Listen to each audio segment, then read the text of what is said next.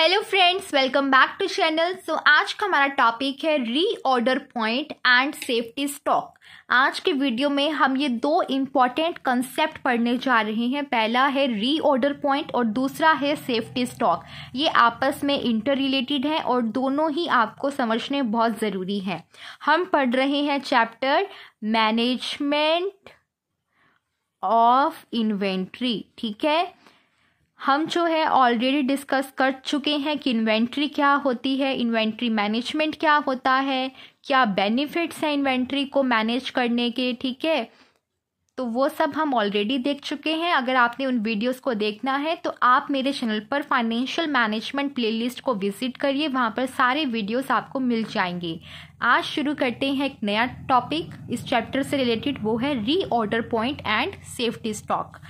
तो reorder point क्या होता है? जैसे नाम भी बता रहा है, वो पॉइंट जहाँ पर एक ऑर्गेनाइजेशन को दोबारा ऑर्डर प्लेस करना है अपनी इन्वेंट्री का। ठीक है, उसे रीऑर्डर पॉइंट बोलेंगे।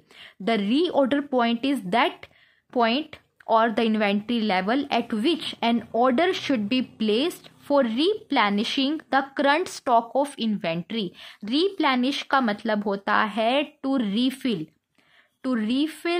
Specifically something that has been emptied. जो खत्म हो गया है उसको रिफिल करने की प्रोसेस को रीप्लेनिश करना बोलते हैं। ठीक है, तो आई होप सो कि आपको ये तो समझ में आया कि रीऑर्डर पॉइंट यहाँ पर किसको बोल रहे हैं। अब इसको कैलकुलेट करने के लिए हमारे पास एक फॉर्मूला है। फॉर्मूला क्या है?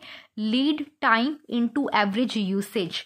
लीड टाइम क्या होता है? लीड टाइम का मतलब है the time period between the date of placing the order and the date of receiving the delivery. उसे हम बोलेंगे लीड टाइम, कि आपने आज की डेट पर ऑर्डर प्लेस किया, अब कितने दिन बाद जो है आपको वो ऑर्डर रिसीव होगा।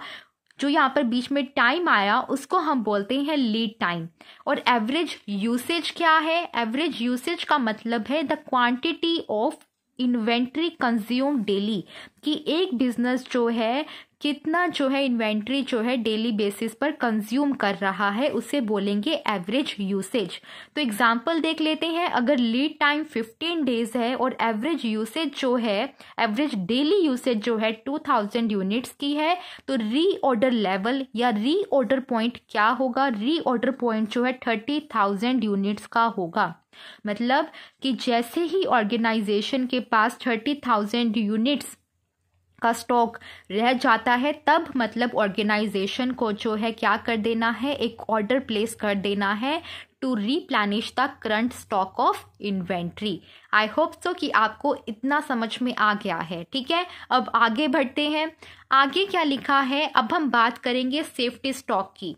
ठीक है, सेफ्टी स्टॉक का मतलब क्या है? सेफ्टी स्टॉक का मतलब वो स्टॉक है जो एक फर्म मेंटेन करती है खुद को सेफगार्ड करने के लिए against the stock out positions.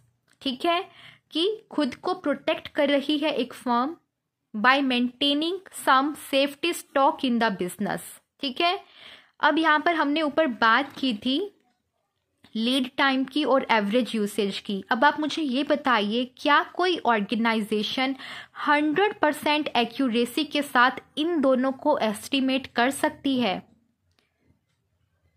नहीं कर सकती गाइस, बिल्कुल नहीं कर सकती। आपने ये एस्टिमेट किया कि 15 डेज में जो है मुझे जो है अपने ऑर्डर की डिलीवरी मिल जाएगी। ज़रूरी है कि मिल जाए? हो सकता है कुछ अनफॉर्सीन इवेंट अकर हो जाए, फ्लड आ जाए, स्ट्राइक हो जाए। ठीक है, तो उस केस में क्या होगा? डिलीवरी डिले हो सकती है। एवरेज यूसेज आपने कहा 2000 यूनिट्स है, ज़रूरी है 2000 यूनिट्स ही रहेंगी। हो सकता है इंक्रीज हो जाए क्योंकि कस्टमर ने एकदम से डिमांड इंक्रीज कर दी है। हो सकता है रिड्यूस हो जाए क्योंकि कस्टमर्स डिमांड प्लेस नहीं कर रहे हैं। कुछ भी हो सकता है ना। 100% एक्यूरेसी नहीं हो सकती आपकी in the estimation of lead time and average usage. तो इसीलिए ये सजेस्ट किया जाता है कि आप जो है कुछ सेफ्टी स्टॉक मेंटेन करो बिजनेस में, ताकि आप खुद को सेव कर सको अगेंस्ट द स्टॉक आउट। ठीक है, तो जो सेफ्टी स्टॉक का लेवल है वो एक ऑर्गेनाइजेशन कैसे डिटरमाइन कर सकती है? वो एक ऑर्गेनाइजेशन डिटरमाइन कर सकती है by establishing trade off between carrying cost and stock out cost. Trade off क्या होता है? ट्रेड ऑफ का मतलब होता है to establish balance between two opposing things. यहाँ पर जो दो अपोजिट थिंग्स हैं वो है कैरिंग कॉस्ट और stock out cost. Carrying cost तो होती है इन्वेंट्री को होल्ड करने की कॉस्ट, और स्टॉक आउट कॉस्ट होती है कि अगर आपके बिजनेस में इनएडिक्वेट इन्वेंट्री है तो उससे रिलेटेड कॉस्ट क्या होगी। ठीक है, तो इन दोनों कॉस्ट के बीच में ट्रेड ऑफ जहाँ पर होगा, जहाँ पर इन दोनों के बीच में बैलेंस बन जाएगा, वो हमारा लेवल होगा सेफ्टी स्टॉक का।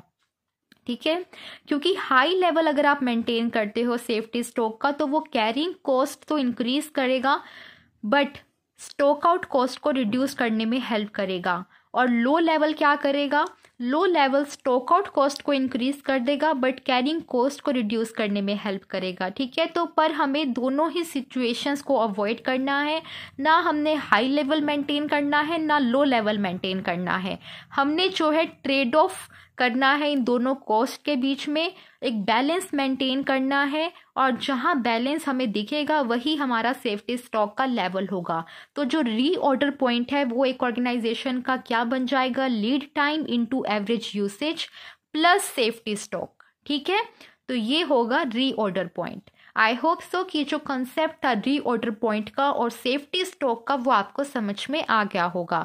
अगर आपको वीडियो अच्छा लगा है तो आप प्लीज़ वीडियो को लाइक कीजिए, अपने फ्रेंड्स के साथ शेयर कर दीजिए, और अभी तक चैनल को सब्सक्राइब नहीं किया है तो सब्सक्राइब कर लीजिए। Thank you very much for watching this video. Bye bye.